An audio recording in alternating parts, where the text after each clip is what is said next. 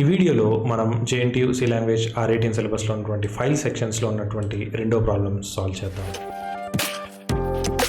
మనం ఈ ప్రాబ్లమ్ని సాల్వ్ చేసే ముందు బేసికల్గా ఫైల్స్ గురించి ఒకసారి చూసుకుందాం. సో ఫైల్స్లో బేసికల్గా 3 things: opening A file, and ఫైల్ని ఓపెన్ చేసిన తర్వాత రీడ్ కానీ రైట్ కానీ చేసి తర్వాత ఫైల్ క్లోజ్ చేయాలి. లైక్ మనం ఏదైనా బుక్ని కూడా ఫైల్ కూడా ఓపెన్ చేయాలంటే open the file, either we can read కానీ రైట్ కానీ చేసి మళ్ళీ క్లోజ్ చేసేస్తాం అనమాట. అంతే సింపుల్. ఈ 3 స్టెప్స్ మన సి ప్రోగ్రాంలో ఖచ్చితంగా ఉండాలి. సో ఓపెన్ చేసినప్పుడు ఫైల్ని మనకి మోడ్స్ ఉంటాయి. మనం రీడ్ మోడ్లో కానీ రైట్ మోడ్లో కానీ అపెండ్ మోడ్లో కానీ మనం ఓపెన్ చేయొచ్చు. ఓకే, ఈ ఒక్కొక్క స్టెప్కి సింటాక్స్ మనం చూసుకుందాం.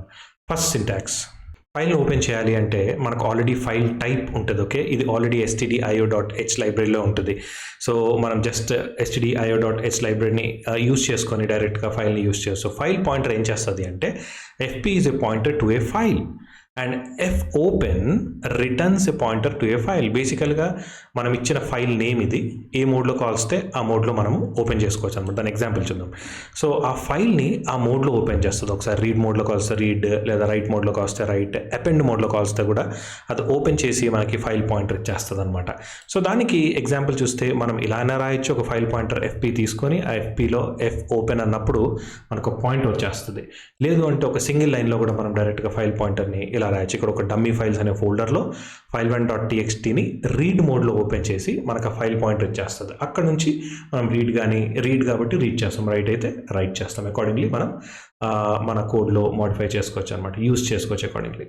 జనరల్గా printf ఎప్పుడైనా అది always it points to monitor, okay, standard output.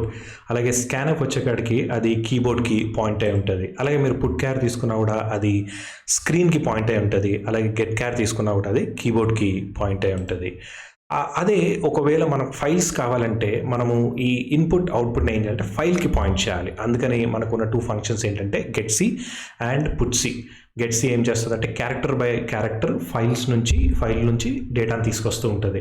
ఎప్పటి వరకు తీసుకొస్తుంది అంటే ఫైనల్గా కంటెంట్ అయిపోతే EOF అని చెప్పి ఒక ఎండ్ ఆఫ్ ఫైల్ అని రిటర్న్ చేస్తుంది. అప్పటి వరకు కూడా క్యారెక్టర్ బై క్యారెక్టర్ రీడ్ చేస్తూనే ఉంటుంది. సిమిలర్లీ putC ఏం చేస్తుంది అంటే క్యారెక్టర్ బై క్యారెక్టర్ ఫైల్లో డేటాని పెడుతుంది అనమాట. ఓకే, మనం సింటాక్స్ చూసుకుంటే కనుక getC చూస్తే సింపుల్గా getC ఫైల్ పాయింటర్స్ సరిపోతుంది మనం. ఓకే, putCకి వచ్చేకాడికి మనం పెట్టాల్సిన క్యారెక్టర్, రాయాల్సిన క్యారెక్టర్ ప్లస్ ఫైల్ పాయింటర్ ఇస్తే సరిపోతుంది. సో ఫైనల్గా మనం చేయాల్సిన పని ఏంటంటే క్లోజ్ చేయాలంటే జస్ట్ ఆ ఫైల్ పాయింటర్ ఇస్తే సరిపోతుంది. సో నేను ఆ VS కోడ్ ఓపెన్ చేసి ఆ ప్రోగ్రామ్ ఇక్కడ కాపీ పేస్ట్ చేశాను. సో ఒక సి లాంగ్వేజ్ రాయాలి, ఒక బేసిక్ సి లాంగ్వేజ్ రాయాలంటే మెయిన్ ఫంక్షన్, printf, scanf, వాటి గురించి ఒక సపరేట్ వీడియో ఆల్రెడీ చేసి ఉంచాను.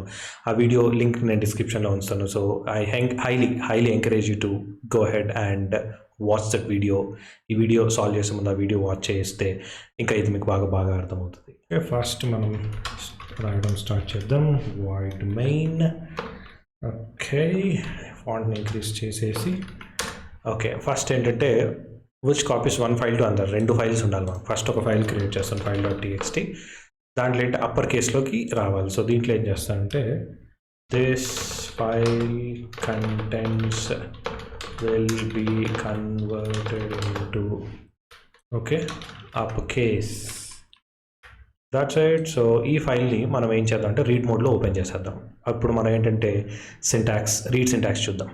స్క్రీన్ మీద మనకు సింటాక్స్ కనిపిస్తుంది. సో డైరెక్ట్గా నేను ఫైల్ *fpc అక్కడ ఏముందో అదే ఇక్కడ కాపీ పేస్ట్ చేసేద్దాం మనం. So fopen.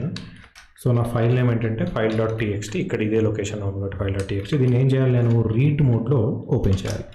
సో దీన్ని రీడ్ మోడ్లో ఓపెన్ చేయాలి. సో ఈ ఫైల్, ఈ fopen, వీటికి సంబంధించిన ఈ డెఫినేషన్స్ అన్నీ కూడా మనకి stdio.hలో ఉంటాయి.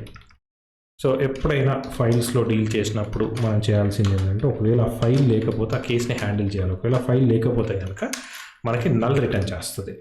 ఆ పాయింటర్లో నల్ ఉంటుంది. So unable to locate the file to read. Okay, read చేయడానికి ఫైల్ నా దగ్గర లేదు బాబు అని మనం అక్కడ ప్రింట్ చేయొచ్చు. సో ఎగ్జిట్ అనేది స్టాండర్డ్ IO లైబ్రరీలో ఉండదు, అది స్టాండర్డ్ లిబ్లో ఉంటుంది. అందుకు దాన్ని కూడా ఇంక్లూడ్ చేసేద్దాం. ఇప్పుడు మనం ఈ ఫైల్లోని content character by character read చేయాలంటే మనకు ఉంది getC. ఆ సింటాక్స్ని కూడా బయటికి తీసుకొచ్చేద్దాం. ఓకే, సో సింపుల్గా నేను ఏం చేయాలి అంటే int c equal to getC of ఆ ఫైల్ పాయింటర్ ఇస్తే చాలు, అంతే. అదే కదా సింటాక్స్. యప్. సో బేసికల్గా ఇది ఎప్పటి వరకు రీడ్ అవుతుందంటే కంటెంట్స్ అన్నీ రీడ్ అయిపోయిన తర్వాత అది EOF ఎండ్ ఆఫ్ ఫైల్ అని చెప్పి మనకి రిటర్న్ చేస్తాను. సో ఎండ్ ఆఫ్ ఫైల్ నాకు రానంతసేపు కూడా నేను ఏం చేస్తానంటే దాన్ని రీడ్ చేసుకుంటూ వెళ్ళిపోతాను. బేసికల్గా రీడ్ చేసి నేను ఏం చేయాలి, ఇంకో ఫైల్లో కాపీ చేయాలి. సో ఇంకో ఫైల్ కూడా ఇక్కడ ఇచ్చేద్దాం మనం. ఓకే, దీన్ని FP1 అంటాను. దీన్ని ఏంటి రైట్ మోడ్లో ఓపెన్ చేస్తాను. దీన్ని ఫైల్ 1 అంటాను. దీన్ని మనం క్రియేట్ చేయాల్సిన అవసరం లేదు, ఇదే ఆటోమేటిక్గా క్రియేట్ అయిపోతుంది. సో మళ్ళీ మనకి ఏంటి పుట్ C కావాలి, క్యారెక్టర్స్ రాయాలంటే మనం అదే చూసాం కదా సైట్స్లో. So put C syntax note తీసుకొచ్చేస్తే క్యారెక్టర్ దానికి కావాల్సిన ఫైల్ పాయింటర్సే సరిపోతుంది. ఓకే, డైరెక్ట్గా నేను ఏం చేస్తానంటే put C character comma file pointer ఏంటి FP1, దట్స్ ఇట్. సో ఇప్పుడు మనం ఏం చేద్దామంటే ఫైల్ని క్లోజ్ చేసేద్దాం. ఫైల్ క్లోజ్ FP, మనం రీడ్ చేయడానికి ఓపెన్ చేసిన ఫైల్ని క్లోజ్ చేద్దాము, రైట్ చేయడానికి ఓపెన్ చేసిన ఫైల్ క్లోజ్ చేద్దాం. బట్ బేసికల్ ఇక్కడ ఏం జరిగిందంటే మనము ఈ ఫైల్లో ఉన్నటువంటి కంటెంట్స్ని ఈ ఫైల్లోకి సింపుల్గా కాపీ పేస్ట్ చేసినట్టు అయింది.